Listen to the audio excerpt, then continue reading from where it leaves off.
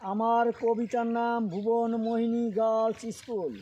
কবি সুবলচন্দ্র বিশ্বাস।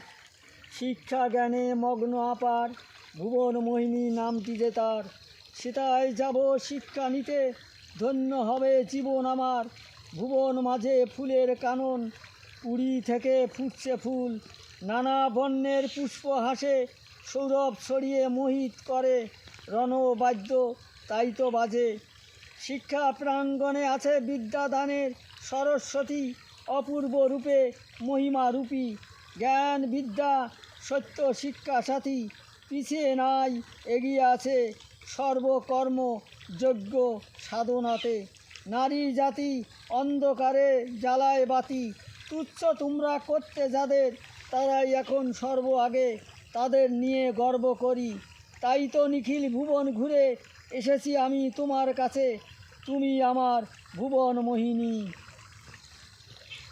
নমস্কার।